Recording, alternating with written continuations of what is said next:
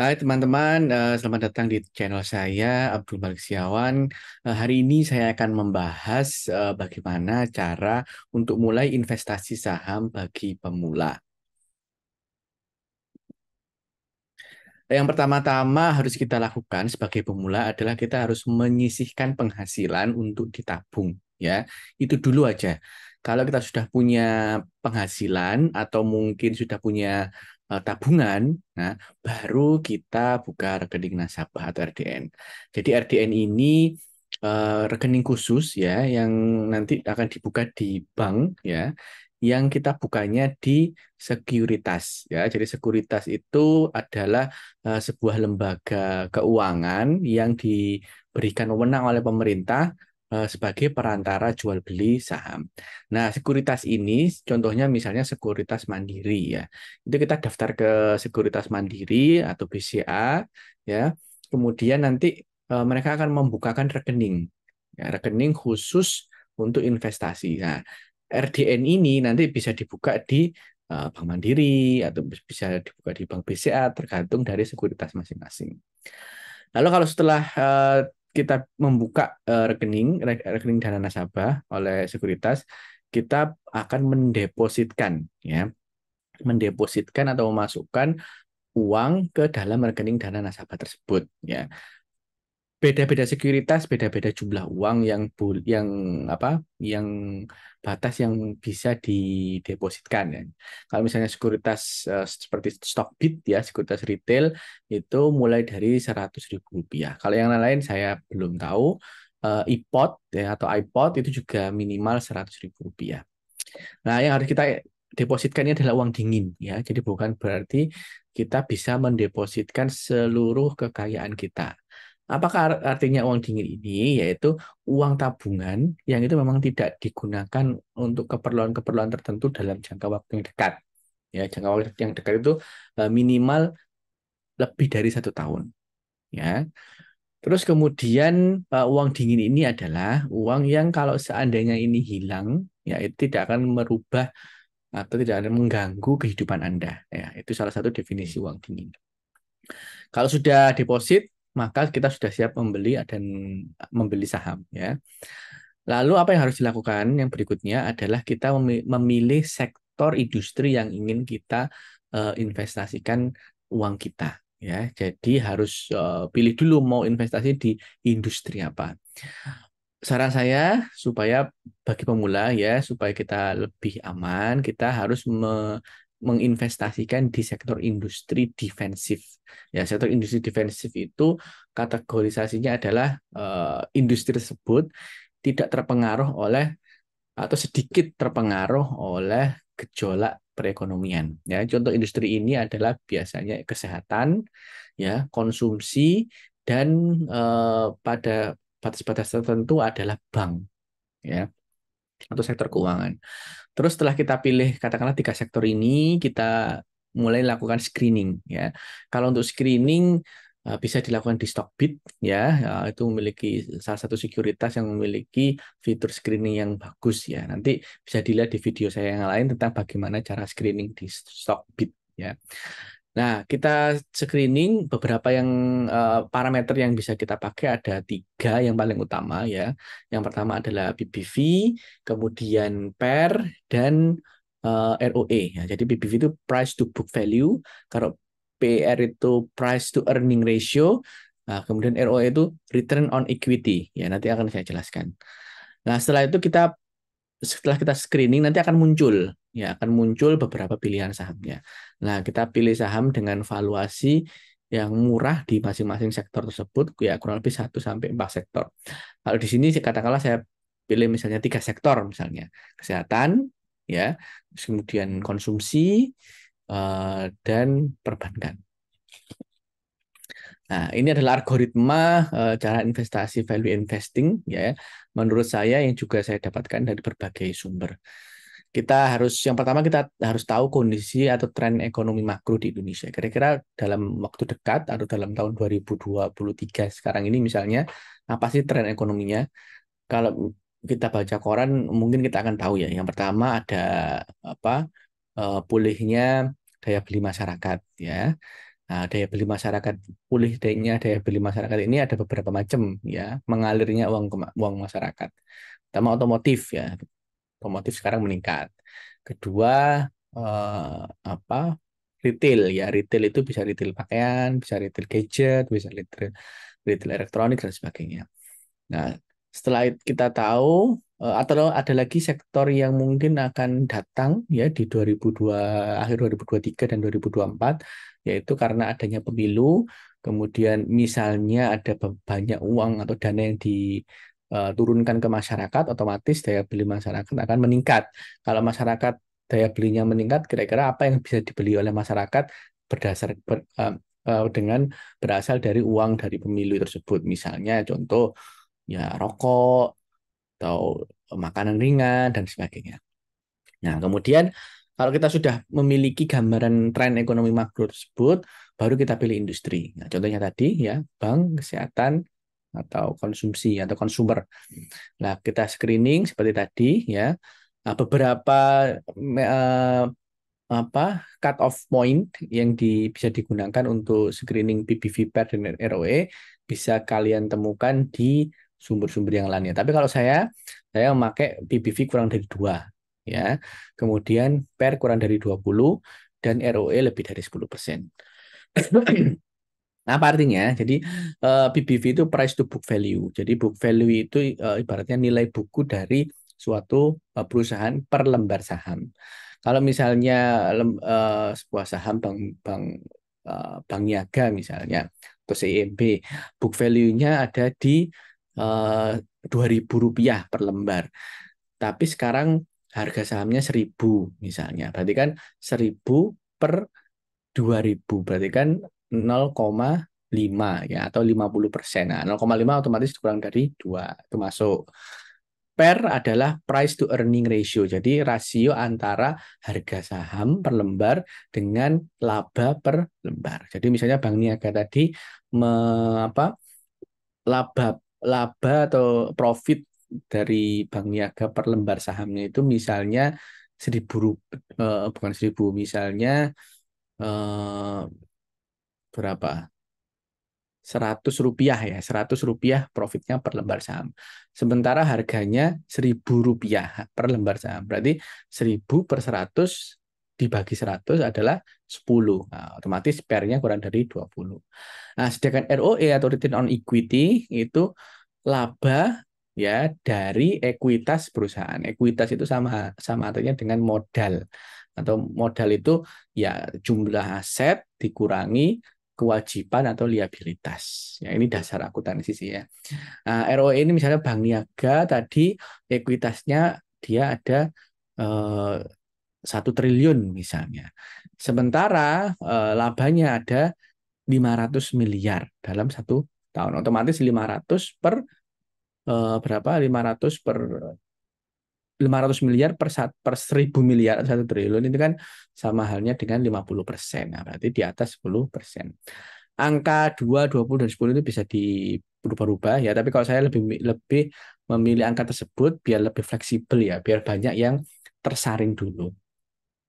Lalu kemudian yang saya lakukan adalah setelah di screening ya ada beberapa pilihan di katakanlah di sektor bank, baru kita pilih mana yang membagi dividen atau tidak.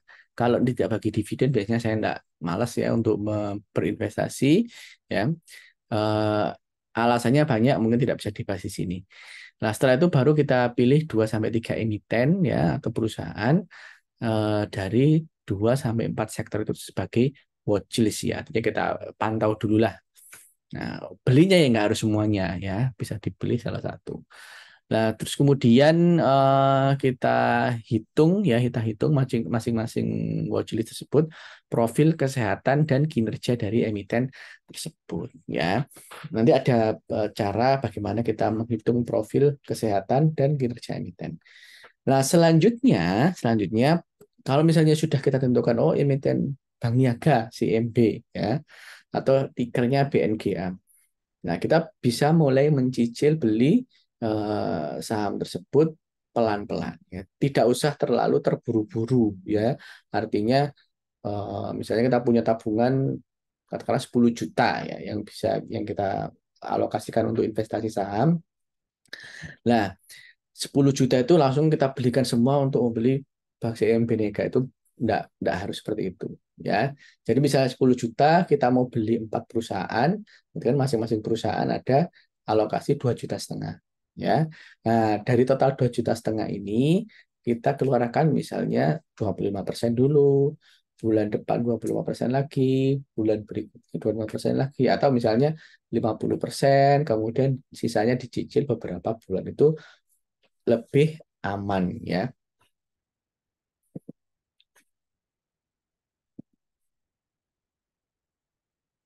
Oke. Terus selanjutnya adalah nah ini adalah beberapa sektor industri yang ada di IHSG ya. Ada macam-macam ya. Ada transport, energi, properti, ada non cyclical dan cyclical. Maksudnya ini adalah barang konsumer ya.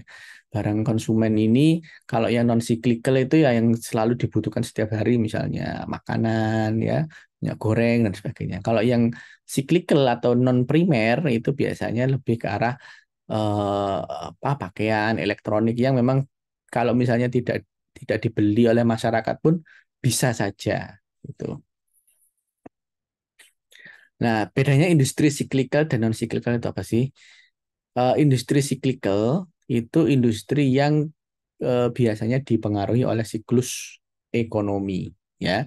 Jadi contohnya misalnya otomotif. Otomotif itu biasanya ada siklusnya ketika banyak orang memiliki dana yang berlebih, kemudian dia membeli otomotif. Namun ketika ekonomi turun, maka jumlah jual mobil yang terjual ikut turun. Nah, itu cyclical. Kalau yang non cyclical biasanya adalah konsumen ya, misalnya Indomie ya, atau minyak goreng ya, Simas, produsen minyak goreng Simas, atau mungkin eh, makanan dan yang lain-lain, itu bisa termasuk yang non cyclical karena sepanjang tahun orang pasti akan beli ya produknya, dan perusahaan pun tetap akan mendapatkan laba. Selain itu ya contohnya adalah industri di kesehatan ya. Industri kesehatan itu tidak termasuk cyclical ya.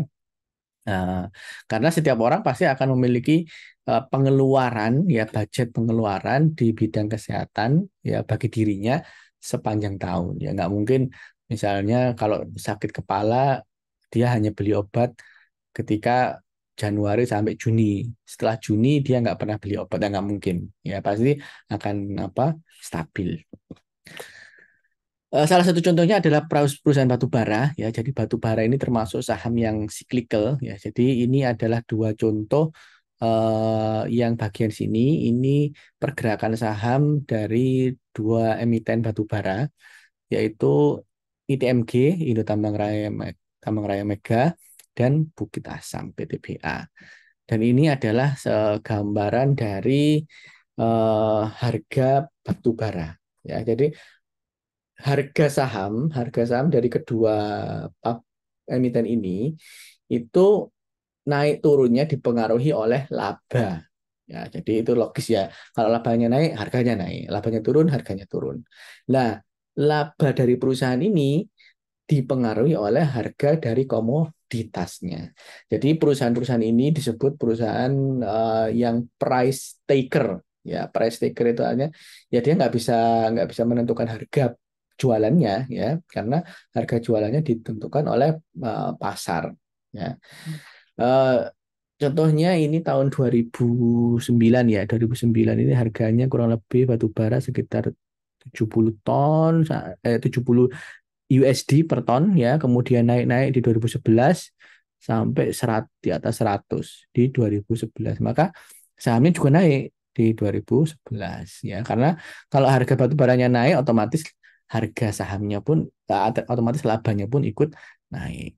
Nah, yang terakhir yang kemarin ini karena adanya perang Rusia dan Ukraina ya. Jadi waktu itu Rusia itu kan memasok gas ya, masuk gas alam ke Eropa ya. Nah, karena apa? Karena adanya perang, maka Uni Eropa mengembargo Rusia, sehingga Rusia tidak bisa menjual gasnya.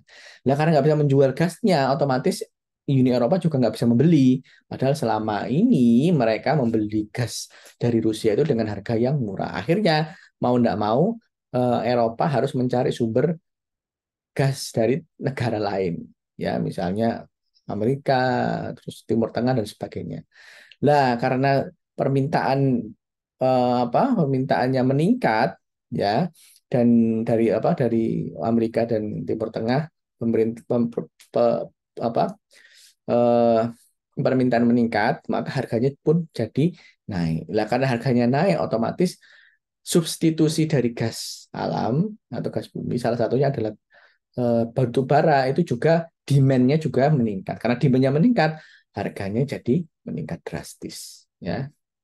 Nah, itu yang terjadi pada perusahaan cyclical. Makanya kemarin tahun 2022 harga saham batu bara langsung melonjak, melonjak. Nah, tapi sekarang karena turun harganya batu bara turun, harga sahamnya juga ikut turun. Selanjutnya saya mau menceritakan story saya nyangkut di ACES, ya. ACES itu Ace Hardware, ya. Jadi tadi saya bilang bahwa sebaiknya kita membeli saham itu secara dicicil, ya, secara dicicil. Tapi kadang secara dicicil itu pun ini ada apa kekurangannya. Kalau misalnya kita tidak tahu, tidak bisa menghitung apakah saham itu murah atau tidak. Jadi kita tidak boleh asal nyicil. Jadi ceritanya di tahun 2022 pertengahan, saya waktu itu baru pertama kali berinvestasi di saham, ya. Saya membeli saham Ace Hardware itu karena ya saya suka belanja aja di sana. Nah, waktu itu saya beli di harga 970 per lembar. Ya. Saat itu IPS atau earning per share ACES itu Rp40. PBV-nya 3,1, pernya 25. Jadi ini kalau misalnya kita lihat di screening, parameter screening yang tadi kan jauh di atas kan. PBV di atas 2, per juga di atas 20. Yang sebenarnya tidak layak untuk dibeli. Bukan berarti perusahaannya jelek, tapi saat itu harganya mahal. Nah, waktu itu saya belinya saya kira harganya sudah murah karena ya setahun sebelumnya harganya 1.800, kemudian saya beli di 900. Otomatis kan sudah terdiskon 50%. Nah, nggak mungkin lah bisa jatuh sahamnya. Kalau misalnya sahamnya jatuh, berarti sahamnya jadi harganya sama dengan di tahun-tahun sebelum tahun 2018, karena ini kan 2018, ini 2017, ini 2016, jadi 2015 ke bawah. Masa nggak mungkin saya bilang seperti itu. Tapi saya tidak menghitung ini karena waktu itu saya belum belum bisa menghitungnya. Akhirnya harga saham SS pun ternyata turun jauh sampai 600 dan sempat di harga 500. Tidak ada di gambar ini, ya. Nah, ini story-nya. Waktu itu saya beli di 970, saya beli terus hampir tiap minggu, ya. Juni, Juli, Agustus ada sempat jual rugi, ya.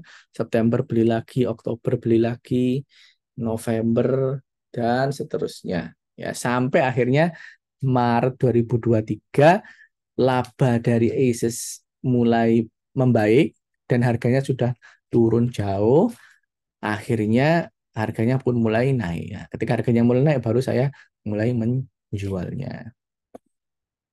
Nah, ini di tahun kemarin Desember 2022 saya sempat floating loss kurang lebih 22%, ya. 22% itu bulan Desember. Hampir setahun, ya, berarti sekitar 9 bulan berikutnya sekarang sudah floating profit 22% atau hampir 23%, ya. Jadi sekarang harga saham dari ASUS itu ada di bentar, saya kecilkan dulu kepala saya ini.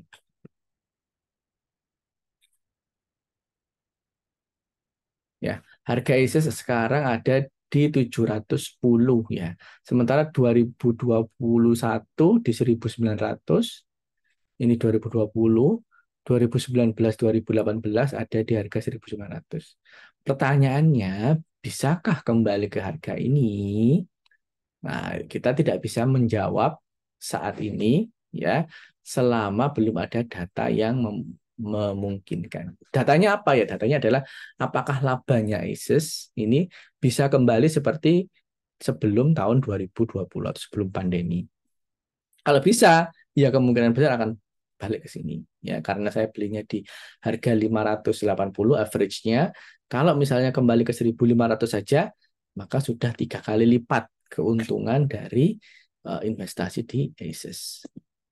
Nah, ini adalah laba ISIS ya, laba ISIS selama 6 tahun terakhir ya. Jadi tahun 2018 dan 2019, laba ISIS hardware itu sempat menyentuh 976 dan 1 triliun, 979 miliar dan 1 triliun. Maka laba harganya pun naik dari sekitar berapa 900-an naik sampai ke 1.800-an, 2 kali lipat ya. Nah, setelah itu turun turun sampai 600. Otomatis kan ya hampir 50% ya. Ya pantas saja harga sahamnya juga terdiskon lebih dari 50% ya. Nah, pada 2 semester ini laba ISIS sudah mencapai kurang lebih sekitar kalau nggak salah 300 miliar ya, 300 miliar. Dan kemungkinan kalau untuk ke 700 miliar ya tahun 2002, laba tahun 2023 ini sepertinya sangat mungkin ya. Kalau kembali ke 700-an ya berarti harganya mungkin bisa kembali ke harga di tahun 2017 atau di tahun 2020 ya. Di harga di tahun 2017 itu ya sekitar sinilah, sekitar 1.500-an ya, 2020 1.800. Ya, kita tunggu saja apakah tahun ini akan ditutup dengan laba di atas 700 miliar. Oke, selain menggunakan valuasi tadi, PR, PBV, ROE, ya salah satu valuasi yang bisa kita gunakan untuk menentukan saham yang ingin kita beli ya adalah dengan menggunakan dividen yield. Ya, jadi kita memvaluasi harga saham berdasarkan dividen yield, yaitu rasio dividen yield adalah rasio antara jumlah dividen ya terhadap harga saham saat itu. Ya, jadi misalnya bank ini bank BUMN ya. Ini bank BUMN, bank swasta ya. Jadi ada BBNI, BRI, BMRI dan BTN ya. Bank BNI, Bank BRI, Bank Mandiri dan Bank BTN.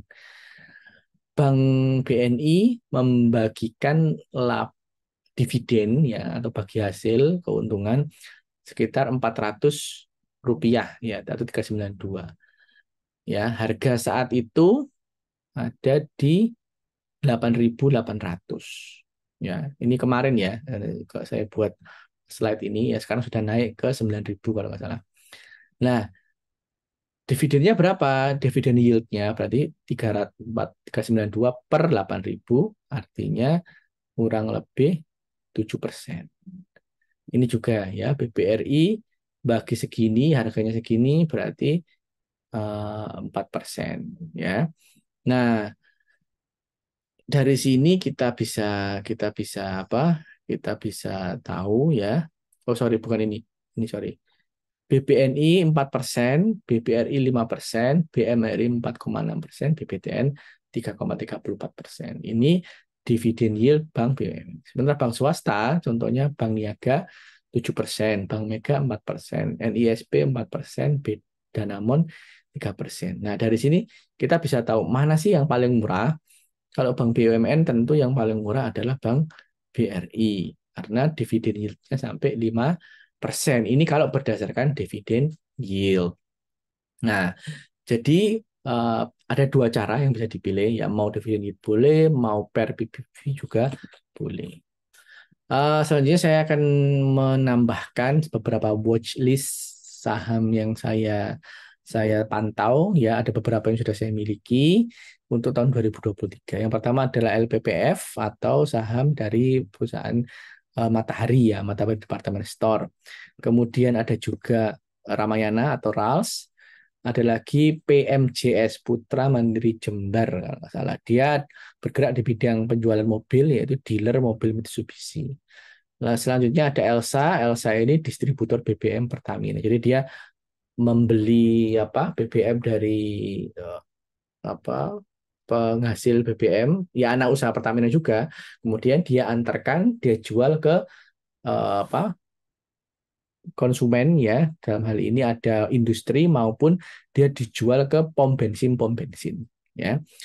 Selanjutnya ada Toto. Toto ini produsen wastafel, toilet, apa kloset ya, alat-alat mandi merek Toto. Selanjutnya ada ini CLPI. Jadi CLPI ini adalah produsen zat warna atau cat untuk industri. Jadi untuk packaging jadi dari makanan ya, dari apa snack dan sebagainya itu kan ada gambar-gambarnya kan ya packagingnya itu. Nah, packagingnya itu kan kalau ada gambarnya berarti di print, ada mesin yang ngeprint ke pembungkus ya, pembungkus dari apa produk-produk ya. Nah, tinta yang digunakan ini disuplai oleh CLPI salah satunya. Kalau MDKI ini produsen karbit ya, karbit ini dibutuhkan dalam industri tambang. Selanjutnya daerah, jadi era ini adalah kita kenal Erafon ya. Erafon ini sebuah perusahaan ya, perusahaan holding yang menaungi beberapa perusahaan-perusahaan anak yang bergerak di bidang penjualan gadget ya. Jadi Apple apa bukan Apple apa sih iBox ya, iBox yang di situ ada Apple, ada Samsung ya, counter Samsung yang original di Indonesia ini salah satunya dikelola oleh Erafone. Terus Xiaomi ya itu ada juga. Itu ada beberapa alat apa bukan alat ya, pakaian atau fashion untuk olahraga ya, itu juga dihandle oleh Erafone penjualannya.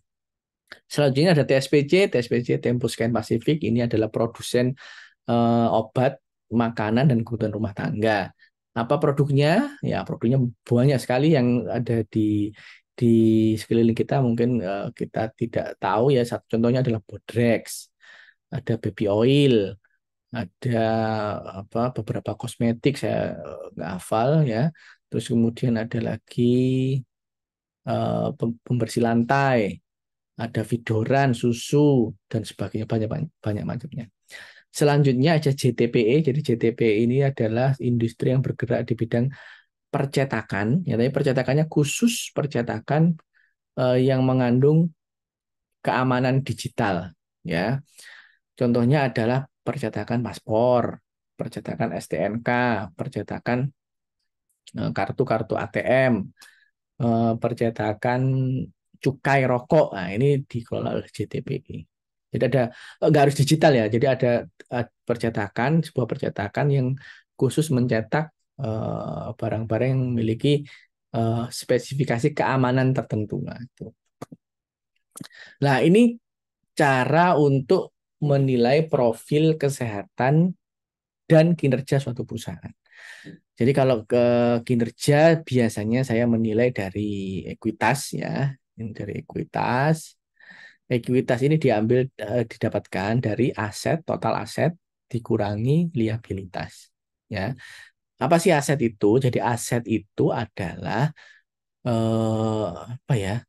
Artinya modal yang dikuasai oleh perusahaan ya. Contoh aset itu misalnya gedung, bangunan ya, terus kemudian alat-alat, pabrik, kendaraan, nah itu aset. Kalau liabilitas itu artinya kewajiban. Jadi misalnya eh, perusahaan toilet, tadi perusahaan apa, kloset, Toto, ya, dia sudah mendapatkan uang muka dari dari distributor, ya, yang pesan kloset 1.000 unit misalnya. Nah, itu 1.000 apa uang muka itu akan masuk ke aset. Tapi dia memiliki kewajiban untuk mengirimkan barang kloset sejumlah berapa 1.000 unit senilai misalnya berapa miliar. Nah, itu masuk di liabilitas. Salah satu liabilitas selain kewajiban itu adalah hutang. Jadi misalnya perusahaan berhutang ke bank, maka itu juga masuk liabilitas. Nah, aset setelah dikurangi liabilitas, maka dinamakan ekuitas. Nah, ini yang digunakan untuk menghitung ROE ya. Semakin besar ekuitas, tentu semakin bagus perusahaannya. ya. Terus kemudian setelah itu kas ya. Jadi kas ini masuk ke dalam aset juga ya, tapi kita harus melihatnya secara terpisah karena kalau misalnya bank perusahaan itu memiliki kas yang besar, otomatis dia memiliki uang untuk bisa digunakan atau dibagi sebagai dividen yang besar pula. Nah, selanjutnya hutang, jadi hutang ini masuk liabilitas ya. Nah, mana yang kita gunakan adalah debt to equity ratio. Jadi berapa sih jumlah hutang berbunga dibandingkan dengan ekuitas bank. Nah, contohnya misalnya ini JTPE ini 10%. Ini apalagi ERA ini besar sekali 89%. Berarti ERA hutang banknya itu totalnya 89% dari modal dia. Misalnya seperti itu. Ya. Kita nggak akan bahas terlalu panjang di sini. Intinya perhitungan ini akan digunakan untuk menghitung PBV. Ya. Nah, jadi tadi kan saya inginnya ngambil PBV kurang dari 2 gitu kan. Nah, setelah muncul saham-saham ini misalnya mana sih yang paling murah? Ya otomatis paling murah yang PBV-nya semakin kecil kecuali LPPF ini ya. Ini bahasanya akan panjang ini. Kenapa kok ekuitasnya bisa minus ya? Sebenarnya penghitungan PBV tidak sesederhana harga dibagi dengan ekuitas ya. Ada yang namanya book value, tapi biasanya nilai book value itu tidak jauh dari ekuitas ya. Jadi kita untuk mudahnya kita ambil pakai ekuitas saja. Nah, dari perusahaan ini ada beberapa perusahaan yang PBV-nya di bawah 1 ya. 0,8, 0,7, 0,5 ya. Berarti apa sih artinya perusahaan dengan PBV di bawah 1? Artinya nilai perusahaan itu misalnya kita ada perusahaan misalnya Elsa ya, Elsa distributor BBM. Nilai seluruh perusahaannya itu misalnya adalah ini 4 triliun. Nah, tapi Elsa ini ya bisa dibeli ya dengan harga 3 triliun. Artinya kita membeli perusahaan ini dengan diskon 30%. Karena mestinya harganya adalah 4 triliun, tapi bisa dibeli seharga 3 triliun. Nah, berarti kan otomatis murah kan, ada diskon kan. Nah, itu gampangnya seperti itu ya. Jadi kita bisa cari yang BBV di bawah 1.